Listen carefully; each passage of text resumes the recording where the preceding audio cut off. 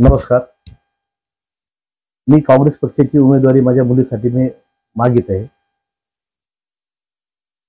त्याच्या अगोदर मी प्रत्येक भोकर विधानसभा मतदारसंघामध्ये प्रत्येक गावोगावी जाऊन चर्चा करण्यासाठी मी जात आहे. जाऊन बैठका वगैरे कॉर्नर बैठका ते घेत आहेत. प्रत्येक मतदारसंघामध्ये बऱ्याच जणांची काही मागण्या अशा आहेत की काही ठिकाणी रस्ते नाहीत, काही ठिकाणी बंधारे नाहीत, काही ठिकाणी म्हणजे गावातले अंतर्गत रस्ते, नाल्या वगैरे अशा बऱ्याच समस्या आहेत. त्याच्यामध्ये सर्वात मोठी समस्या म्हणजे भोकर तालुक्यामध्ये बागायत एरिया नाही. तिथं कॅनलचं पाणीच गेलं नाही. थोडा भाग उंच असल्यामुळे त्या भोकर तालुक्यामध्ये पाणी जाऊ शकलं नाही. पूर्ण अर्धापूर तालुका आणि मुखेड तालुक्यामध्ये पूर्ण बागायती जवळपास 100% बागायती आहे. पण भोकर तालुका त्याच्यापासून वंचित राहिलेला आहे.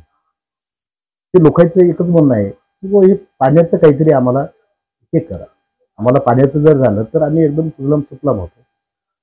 तर आता माझ्या विचारानं भोशीला एक लिफ्ट बसून पाणी जर भोकरपर्यंत आपण मोठीनं नेलं, तिथून पूर्ण तालुक्याला पाणी मिळतं. आणि आतापर्यंत प्रत्येक आमदार झालेत, खासदार झालेत, पण ह्या भोकरच्या लोकांकडे प्रत्येकाचं दुर्लक्ष झाले. शेतकऱ्याचं जीवन फक्त म्हणजे शेतीवर अवलंबून असतो. आता नैसर्गिक पाऊस केव्हा पडतो केव्हा पडत नाही, त्याच्यामुळं आणि बरेच शेतकरी म्हणजे फार म्हणजे हे 10 एकर आहे, 10 एकर मध्ये एखाद्या पाऊसही नाही गेला त्याचं उत्पन्न हातात आलेला घास चालला. त्याच्यासाठी माझं प्राधान्यानं जर मला काँग्रेस पक्षाने उमेदवारी दिली आणि मी निवडून आल्याच्या नंतर पहिलं काम मी फक्त सिंचनाचं करेन भोकर तालुक्यामध्ये. भोशीला तरी लिफ्ट बसून पाणी कसं आपल्याला भोकर तालुक्यात नेता येईल किंवा साळवाडी मेटक्याच्या तिथं बसून कसं नेता येईल, या दोन्हीमध्ये जिथं सर्वे करून योग्य राहील त्या पद्धतीने सर्वे करून भोकर तालुक्यातील सर्व शेतकऱ्यासाठी पाणी सिंचनाचं पहिलं मार्गी मी लावण्याचा प्रयत्न करेल. आणि मी लावणारच. ते काही जरी झालं तरी ते मार्गी म्हणजे शेवटला लावून.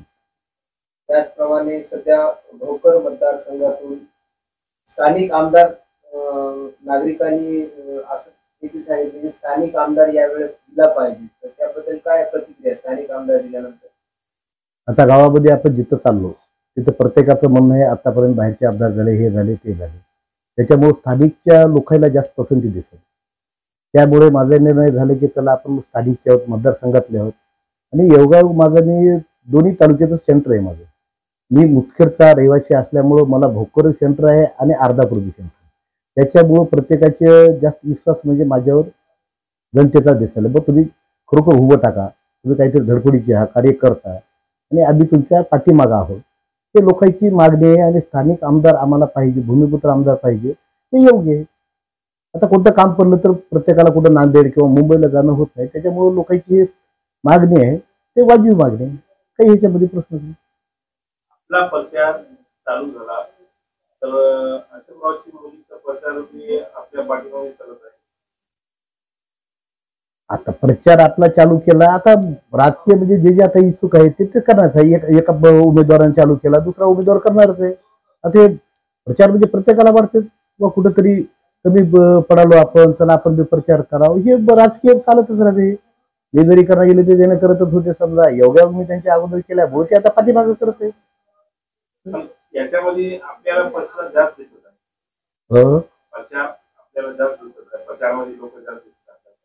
नाही तसा विषय काही नाही. प्रत्येक वेळेला गेलो प्रतिसाद लोकांचा चांगला मिळालाय. चांगलं मिळालं. नवीन कॅन्डिडेट आहे बुवा, लोकांच्या आशा उंचावल्यात, त्याच्यामुळे प्रतिसाद चांगला मिळालाय आपल्याला. आपण ज्याप्रमाणे आजपर्यंत सामाजिक कार्य करत होतो आणि यापुढेही करणार आहोत आणि करतही आहोत, त्याचप्रमाणे सामाजिक कार्याचा वारसा आपला देखील, आपली मुली देखील सामाजिक कार्याच्या माध्यमातून आपला वारसा पुढे नेण्यासाठी प्रयत्न करत आहेत. तर कशा प्रकारे आपण तिला शुभेच्छा देणार? आता आमच्या वडिलापासून आम्ही प्रेरणा घेतली. वडिलाच्या शब्दावर शब्द ठेवून मी सामाजिक कार्याला अग्रेसर झालो. आता माझी मुलगी आहे. माझी मुलगी तर शिकलेली आहे आणि इंजिनियर आहे. आता MPSC करायली. ती माझ्यापेक्षा दुप्पटी तिप्पटीनं सामाजिक कार्यामध्ये अग्रेसर आहे. माझं तर फार म्हणजे थोडा मी 25% नाही की आजपासूनच प्रत्येक वेळेस आता आमचं जवळपास म्हणजे 4-5 वर्षापासून ती म्हणते पप्पा जास्तीत जास्त आपण समाजकार्य केल्यावर चांगलं लागते, आपण समाजकार्यामध्ये भाग घेत राहा. आणि ते माझ्यापेक्षा 4 पटीनं जास्त करलं, याच्यामध्ये काही शंका नाही. आपण कशा पद्धतीने सपोर्ट करणार? नाही नाही, माझं तर सपोर्ट म्हणजे काय, माझं 100% सपोर्ट राहील.